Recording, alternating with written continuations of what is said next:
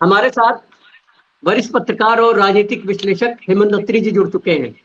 हेमंत जी, हम लोग आज केजरीवाल की पैंतरेबाजी पर बात कर रहे हैं, जो वो बार बार कांग्रेस के संदर्भ में अपने बयान बदल रहे हैं और कभी पॉलिटिकल बार्गेनिंग पे आ जाते हैं, कभी अपनी राजनीतिक जमीन को बढ़ाने के लिए या अपना कद बढ़ाने के लिए तरह तरह के बयान देते हैं।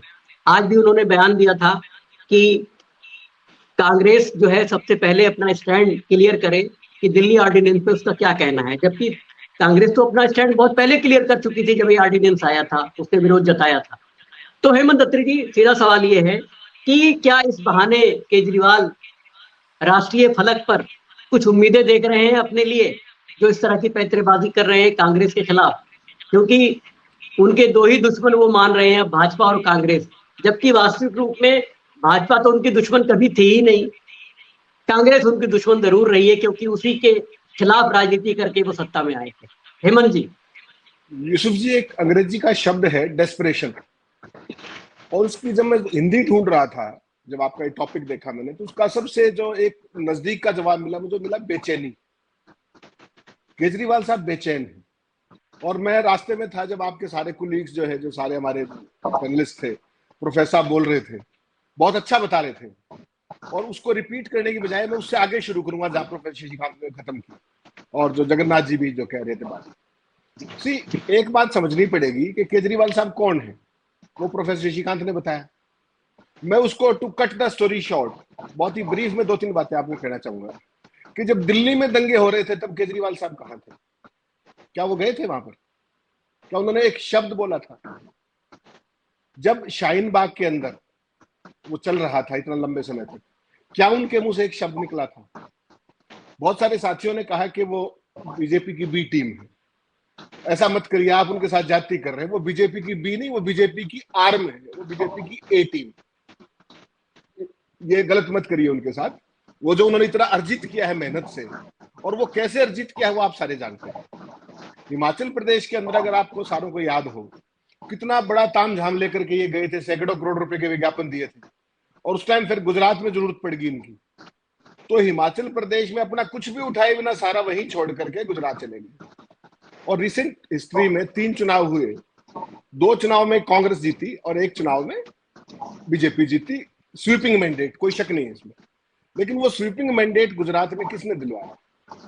उसमें सिंगल हैंडेडली केजरीवाल साहब। वो बीजेपी को कभी हर्ट करते ही नहीं, बीजेपी को हार्म करते ही नहीं। और जैसा यूसुफ जी आप कह रहे थे, जो दिल्ली का अध्यादेश और दिल्ली का जो कानून है, ये कोई मसला ही नहीं है। अगर आप हिस्टोरिकली देखें, जब से दिल्ली की विधानसभा बनी है, अगर मैं गलत नहीं हूं तो सारी की सारी ब्यूरोक्रेटिक प्लेसमेंट्स और पोस्टिंग सेंटर ही करता है, कभी भी स्टेट के पास नहीं था। ये कहानी अब क्यों चालू हुई? क्योंकि सुप्रीम कोर्ट ने एक आदेश किया और उसके खिलाफ एक ऑर्डिनेंस आया, और कांग्रेस पार्टी सबसे पहली पार्टी थी जिसने ये कहा कि साहब हम इसका विरोध करेंगे, जम के विरोध करेंगे। तो केजरीवाल किसी की लिखित गारंटी लेने वाले कौन होते हैं भाई? क्या है वो इस देश के जितने भी मेन स्ट्रीम की पॉलिटिकल पार्टीज हैं, उसके सबसे यंगेस्ट एंट्रेंट है।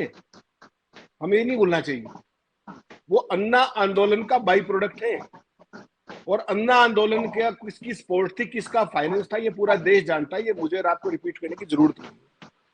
और जैसा प्रोफेसर शशिकांत जी ने एक बात कही थी कि कहां है वो लोकपाल बिल और कहां है वो सारी चीजें, तो यूसुफ जी इसको एक ब्रॉडर स्पेक्ट्रम में देखिए। ब्रॉडर स्पेक्ट्रम कुछ और है। केजरीवाल वो बातें कर रहे हैं, या सौरभ भारद्वाज वो बातें कर रहे हैं, वो जो कर्नाटक से चुनाव के पहले दिन की रेलेवेंस हो सकती थी नहीं तब भी, लेकिन हो सकती थी, क्योंकि कांग्रेस डिमिनिशिंग रिटर्न दे रही थी, कांग्रेस का पराभव हो रहा था। तो तब ये इस तरह की चीजें वो कांग्रेस सुन भी सकती थी, मान भी सकती थी, ना मान। आज की तारीख में कांग्रेस जो हमारे हरियाणा पंजाब में कहा जाता है चढ़ती कला में, और केजरीवाल जैसा आदमी, आप मुझे एक बात बताइए, वो दिल्ली के अंदर 2 बार चुनाव हुआ है उनके सत्ता में आने के बाद, क्या कोई उनकी सीट आई आज तक? 2012 में जब पंजाब का इलेक्शन हुआ था, इनकी विधानसभा में तो कुछ था नहीं तब इनको पंजाब में 4 सीटें मिल गई थी।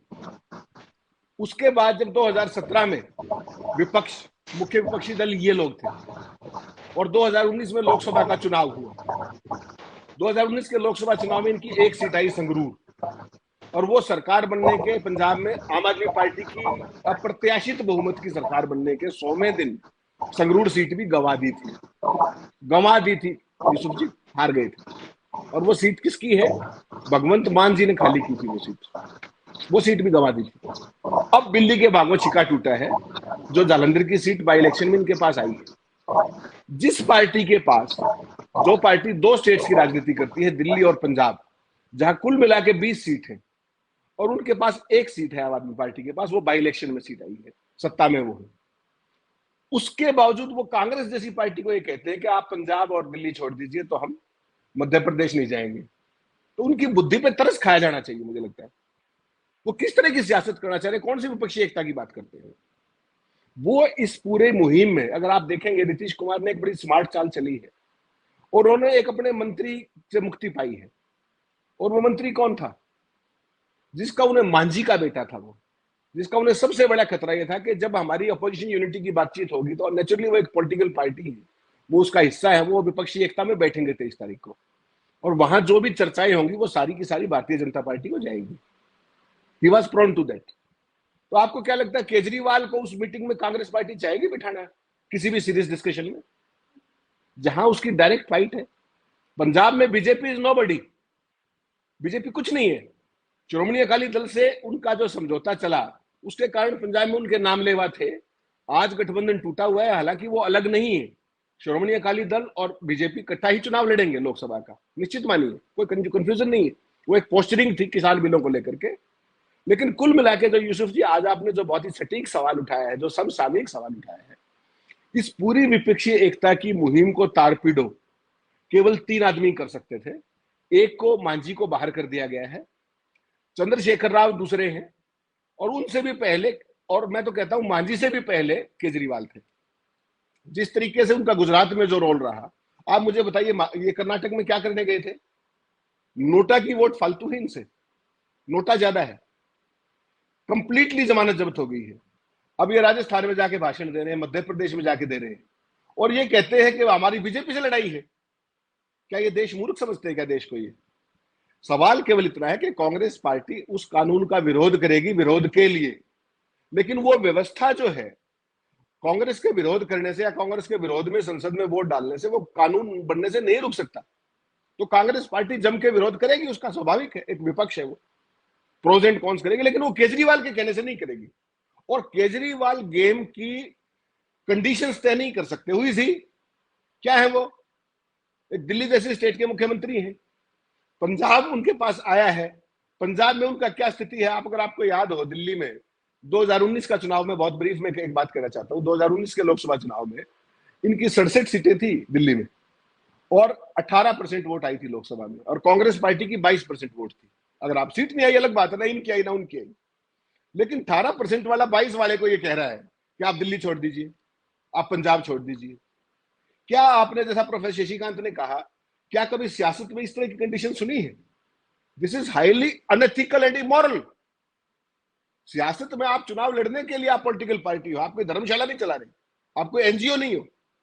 ये जो केजरीवाल साहब है, ये एनजीओ का प्रोडक्ट जरूर है, बाई प्रोडक्ट, लेकिन आज वो बीजेपी का आर्म है, और ये पूरा देश समझ चुका है।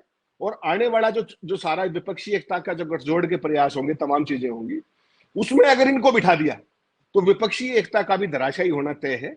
और कांग्रेस पार्टी इस बात को समझती है, इसीलिए राहुल गांधी ने आज तक उनको जो मिलने मुलाकात का समय था वो भी नहीं दिया। ये वही केजरीवाल है जो ये कहते थे कि सोनिया गांधी के परिवार को गिरफ्तार करके अंदर दे देना चाहिए, कहते थे ना। आज ये उनसे समय मांग रहे हैं। ये बीजेपी के और तमाम खाते जारी करते थे जब ये पार्टी बना रहे थे कि इस खाते में इतना गया, काला धन इतना भैया गया। आप कोई चर्चा करते हैं क्या उसकी? और जो ये फ्रीबीज की पॉलिटिक्स है ना यूसुफ जी, करिए आप जो भी करना है, आपको आप स्टेट के अंदर है, लेकिन नेशनल जब इश्यूज पे लोकसभा का चुनाव होगा उसमें दे विल बी नोवेयर। और ये बात इनको अपनी सीमाएं जाननी चाहिए। और ह्यूमिलिटी जो होती है ना, विनम्रता, आप सबसे यंग हो, सबसे जूनियर हो, तो आपके अंदर विनम्रता होनी चाहिए। आप कांग्रेस पार्टी जैसी पार्टी पे शर्तें थोप के सियासत करना चाहते हो, वो भी बीजेपी का हिस्सा बन के अघोषित तौर पे, तो ये देश देख रहा है। ये मेरा कहना। जी हेमंत जी, बहुत शुक्रिया आपका। और आपने तमाम संशय और तमाम चीजों की पुष्टि की और उनको बाकायदा अपने ढंग से एलोबरेट किया आपने। प्रोफेसर साहब, अभी आपने हेमंत अत्री जी की बातें सुनी और निश्चित रूप से हेमंत जी का ये पॉइंट बड़ा महत्वपूर्ण है कि भाई ये कर्नाटक के चुनाव लड़ने क्यों गए थे आम आदमी पार्टी, जहां पर उसको नोटा से भी कम वोट मिले हैं। तो इसी तरह इन्होंने अचानक गोवा का जब चुनाव हुआ था और वहां पर जो तृणमूल कांग्रेस एक बड़ा फैक्टर थी, उसके सारे नेताओं को तोड़कर आम आदमी पार्टी में मिला लिया और फिर आम आदमी पार्टी भी बैकआउट कर गई और वो कहीं के नहीं रहे। और आम आदमी पार्टी गोवा में कांग्रेस के खिलाफ